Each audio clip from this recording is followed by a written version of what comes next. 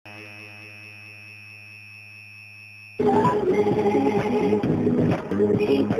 Content को अपनी डाल ट्यून बनाने के लिए स्टार का बटन दबाइए।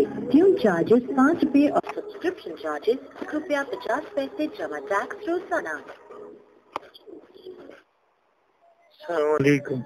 वालेकुम सलाम व रहमतुल्लाह। मुफ्ती साहब तरंगे तबीयत खरी अल्हम्दुलिल्लाह बिल्कुल खैर देता खैर अलहमदुलिल्लाह। मुनाजरा मुस्तरंगे मशवला यार माना चाहिए मुनाजरे पे मूड के बिल्कुल ना उस जोर जोर अब के ना वाला دا درونه په اردو کې دا د پروپاګاندا هو کې کله پوج راغله کله میموري کارت ماته موږ دا کله اردو کې مختصر ته وای د ریکارډ تاسو ګروپ ته اردو کې یو کلیپ کوم درلېګم ها ها ها واس ټیک دا از بنګوري تر اوسه نو تنه څنګه کار شروع کو باغي یو کلیپ درلېګم ها هو کده کې نو دې کې ریکارډ کیږي خو ما سره موبایل کې زه ټیک د ریکارډ وې اردو کې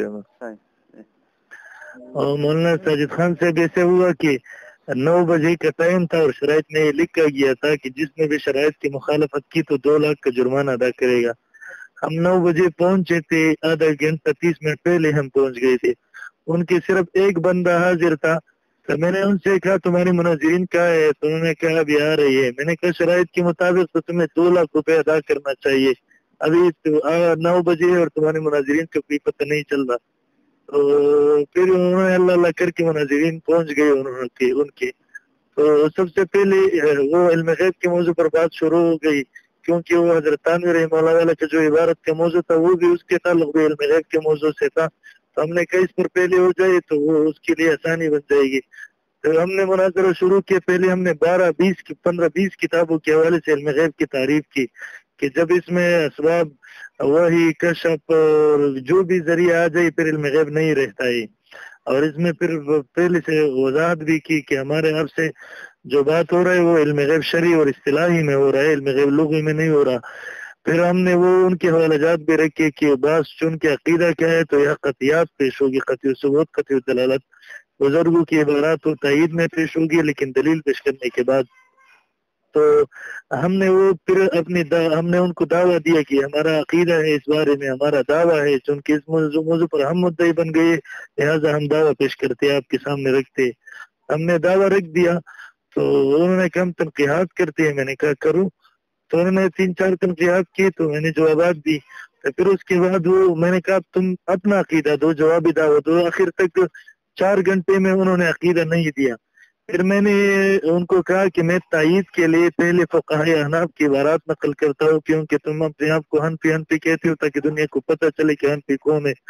ہم نے 10-12-15 تک فقہاء عالمگیری، قاضی خان، بزازیہ وغیرہ ان سب فقہاء سے پیش کیا کہ جو علم غیب غیر اللہ کے لیے ثابت کرتے ہیں وہ کافر اسلام سے خارج ہے. انہوں نے اس پر اعتراض کیا تو ہم نے اس کے جواب دیا. آخر تک انہوں نے پھر کوئی اعتراض نہیں کیا اس موضوع پر. تو ہم آگے پھر ہم نے دلائل شروع کیا. ہم نے الحمدللہ قرآن مجید سے 26 دلائل پیش کی اور اس کے ساتھ تفاسیر بھی پیش کی مفسرین سے.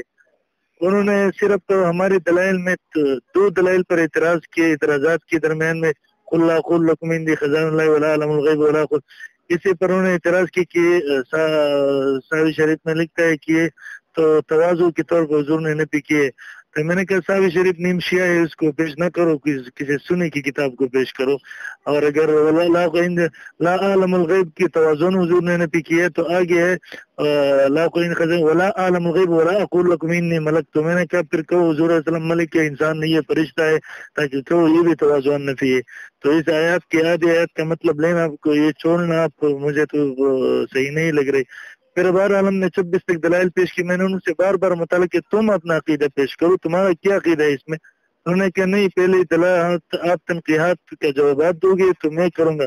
تو میں نے کہا جوابات تو میں نے دے دیا، یہ فیصلہ آپ نہیں کر سکتے، بعد میں لوگ دیکھیں گے انشاءاللہ وہ فیصلہ کرے گا کہ آپ کے تنقیحات کے جوابات ہوئے ہیں یا نہیں. دوسرے نمبر پر آپ فرمائشی جوابات چاہتے ہیں تو یقین میں نے نہیں کیے، اور اگر آپ جواب چاہتے ہیں تو میں نے جواب کیا ہے. پھر 3 مرتبہ انہوں نے اکابر کو گالیاں دی. مولانا رشید احمد گنگوئی رہے مولانا قاسم نانوتری رحمۃ کے نام لے کر ان کو گالیاں دی. ہم نے خاموش کرایا. ہم نے پہلے کہا کہ ہمارے اکابر کا نام وہ بے ادبی سے نہ لو, ہم تمہاری وہ نہیں لیں گے, کیونکہ اس سے پھر مجلس خراب ہوئی. 3 مرتبہ انہوں نے مجلس کو برخاست کرنے ختم کرنے کی کوشش کی, لیکن ہم نے بہرحال اپنے ساتھیوں کو دوبارہ خاموش کرایا. میں نے کہا ہمارا کوشش یہی تھا کہ کم از کم حضرت تانویر مولا کی عبارت پر وہ 1 گھنٹہ کے لیے بات تو بچ جائے, بات تو کر ہو جائے. لیکن انہوں نے پھر بعد میں کہا چلو ہم دلائل شروع کرتے. میں نے کہا پہلا عقیدہ رکھو, پھر جو دلائل شروع کرو. دلائل کس چیز پر دیتے ہو؟ وما هو الغیب بزنین دلیل پیش کیا تو اس کی موتور جواب ان کو ملا تو واپس چلے گئے. کہتے نہیں ہم دلائل پیش نہیں کرتے, اب پھر تنقیات کرو. پھر لا تعلم نحن نعلم صورت ہوا کہ آیات ہم نے پیش کی, اس میں شور شروع کیا, عبارات پیش کی کہ حضور کو علم ملا تھا. میں نے کہا قطعی ثبوت قطعی دلیل آیات میں نے پیش کیا, آپ بھی دلیل اللہ اس کے مقابلے میں. تو اس کے بعد انہوں نے اس کے جو ان کی طرف سے جو ذمہ دار تھا وہ باہر نکلتا تھا, کبھی اندر جاتا. ہم نے کہا اس آدمی میں کیا کیڑا لگ گیا ہے کہ اس کو اندر سے درد ہو رہا ہے, کبھی باہر نکلتا ہے کبھی اندر. پھر بعد میں ہمیں پتہ چلا کہ یہ خبیث بار بار فوج کو کال کرتا ہے, پولیس کو کال کرتا ہے. تو پولیس اسی دوران پہنچ گئی. تو انہوں نے سخت شدید انداز میں جب وہ پہنچ گئے تو بریلوی کے رنگ دوبارہ تازہ ہو گئے. انہوں نے کہا یہ تم کیا کرتے ہو؟ انہوں نے کہا بس مناظرہ کو ختم کرو. بریلویوں نے منت شروع کی. تو اسی دوران انہوں نے مناظرہ ختم کیا اور بریلویوں نے آخر تک نہ عقیدہ پیش کیا, نہ عقیدہ پر ایک دلیل پیش کیا. ہمارے اہل سنت والجماعت علماء دیوبند کے دلائل پر 3-4 اعتراضات کی تو ہم نے موتول جوابات دی. الحمدللہ آخر تک ان سے پھر کوئی جواب نہیں بن سکتا. ماشاءاللہ میں اپنی طرف سے اور اپنے ساتھیوں صاحب کو بہت بہت مبارکباد دیتا ہوں. ماشاءاللہ. اچھا یہ بتائیں کہ یہ بریلی مناظر کون سا تھا؟ یہ بریلوی مناظر اصل میں تو ان کا استاد آیا تھا نظام الدین سرکانی, یہ ان کے مناظر تھا خیبر پختونخوا میں.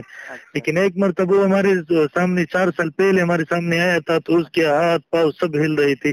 اب انہوں نے بھی کہا سرکانی صاحب آیا ہے اور وہ معذور ہے چون کے تو ہم اس طرح لاتے ان کو خود نہیں آ سکتے. میں نے کہا لاؤ آدھا گھنٹہ مزید انتظار کرتے. لیکن وہ آخر تک جب ان کو پتہ چلا کہ نوجوان آپ کے مناظرین پہنچ گئے تو انہوں نے آنے کی ضرورت نہیں کی.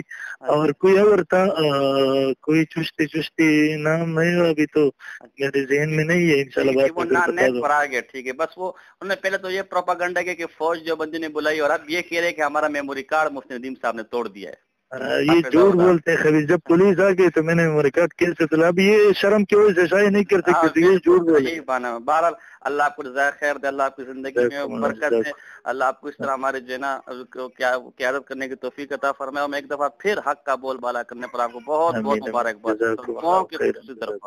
ہمیں ویڈیو کا بے صبری سے انتظار ہوگا, ساتھیاں طلب کر. ٹھیک ہے چلو کل دعاؤں کی درخواست. السلام علیکم ورحمۃ اللہ.